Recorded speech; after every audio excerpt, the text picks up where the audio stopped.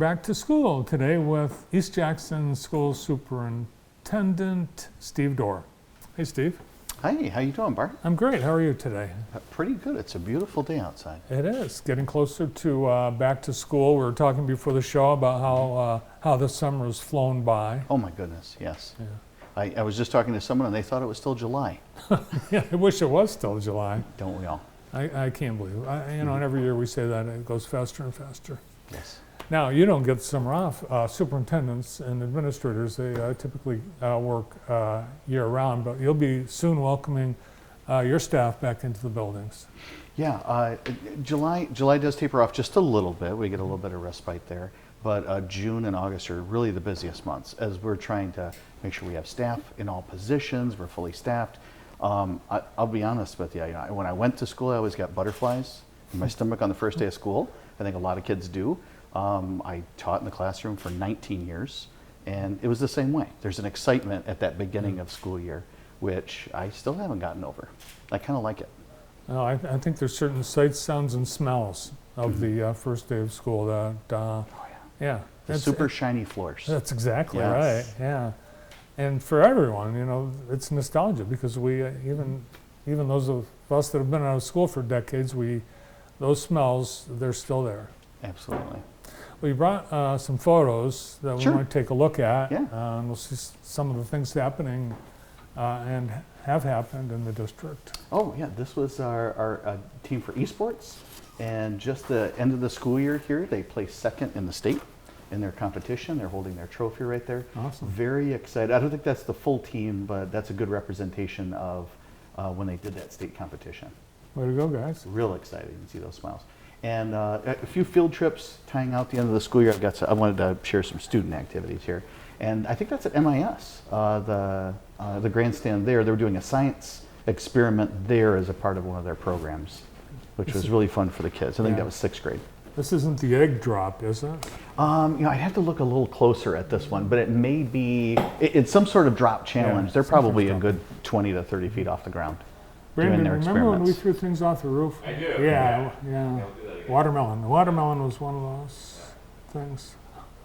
But not in the science project. We were doing it for... Should I watch my stuff on the way out, or you guys aren't doing No, that we're anymore? not doing it anymore. Oh, okay. And the younger kids, there's some various fundraisers we do where Popcorn Fridays and things like that raise money, and classes and the teachers get to choose. And this was one of the kindergartners went to Binder Park Zoo this year.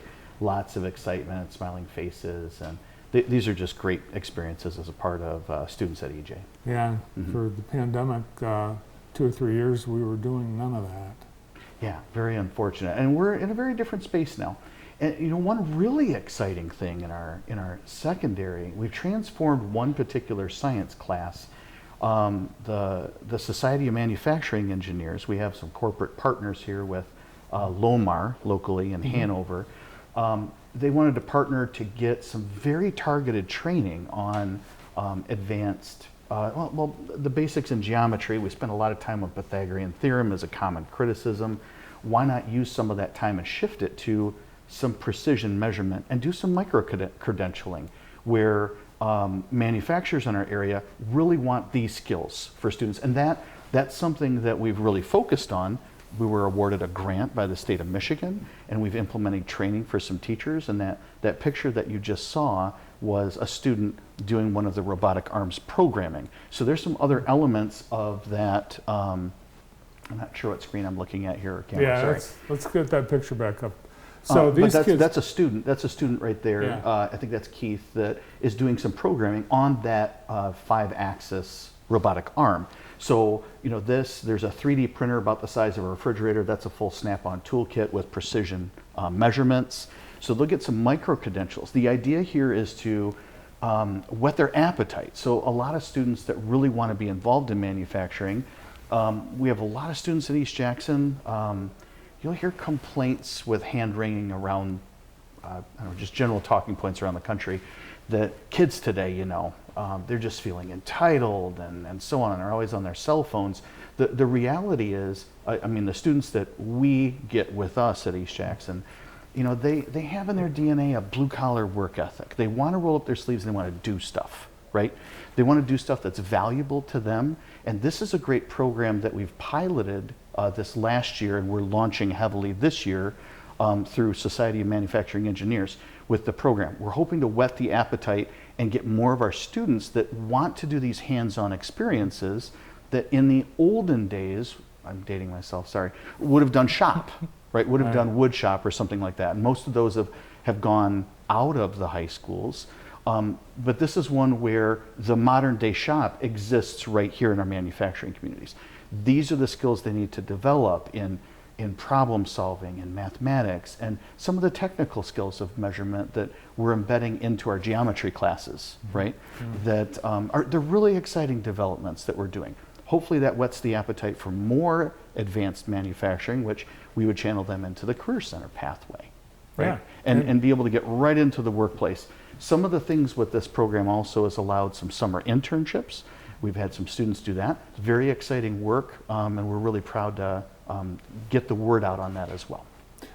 Good for Lomar and other manufacturers. Well, I should have mentioned Technique and a couple others. I know that there was some discussion with Black & Decker over in Dexter. They have a satellite center there. There's some different ones that have come to the table and said, hey, we would like to talk about this. And I think most of the discussion is manufacturing are starving for people.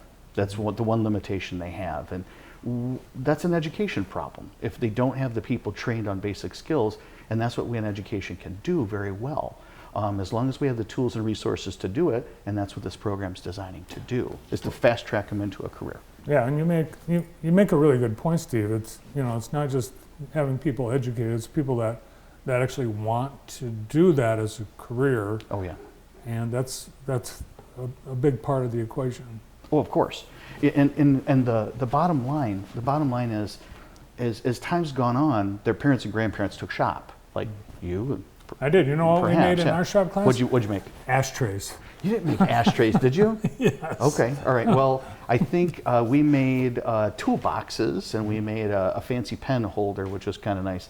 The downside, of course, I would confess that I think I was on the prom committee that selected shot glasses as the giveaway. I don't think we do that anymore. Right. Yeah, but that's the kind of thing, those kinds of hands-on, that's coming back. Yeah, very much so. And I think it's a win-win all around. The students start to engage, don't tell them I said this, but with math and science, which is my passions, and they get to understand how do people use these skills to gain employment. And it's a need that's, and the manufacturers are starving for people that need exactly this. So it's a win-win across the board. All right, so the buildings are ready. Was there any work that you were doing over the summer? It seems like there's always work we're doing over the summer. One of our big focal points in the last few years, we're focusing on air quality. We've got some focal points on water quality. We're really leaning in on that, which this is hard work and heavy lifting, just in case you didn't know, because a lot of times you look at old buildings and you wonder how can you renovate them and make sure that you have good water and air quality in an older building like what you've done with the old Townley studio here. But you have to lean in and test, and then you have to respond to those tests. We've leaned in and taken advantage of about every possible grant that we could to update our infrastructure, right? With HVAC, and then more recently with plumbing infrastructure, and just making sure we're doing everything we can. And the other big battle all the time is making sure we're doing everything we can for school safety, which is the top of every parent's mind. We've done a lot of work in the last 5 years on that front, from our procedures, with coordination with police departments, making sure we've implemented good recommendations from FBI and state police.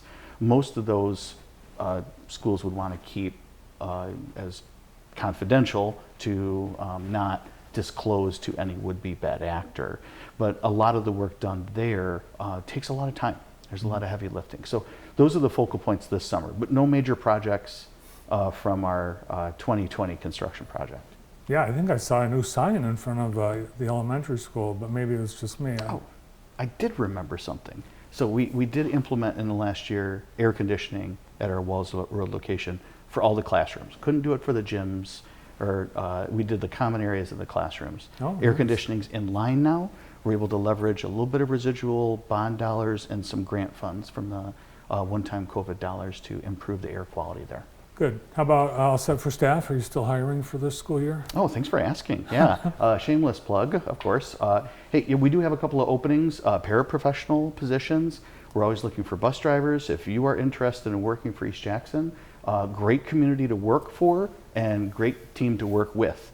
You can look on our website. We have an employment tab, and we update that daily. This is kind of a crazy time of year. There's some level of coming and going, but mostly in the parapro world.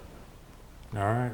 Yeah. Yeah. And if you're looking for a great place to attend school, I would say you can look on our website and you're going to find some great things at East Jackson for sure. Great.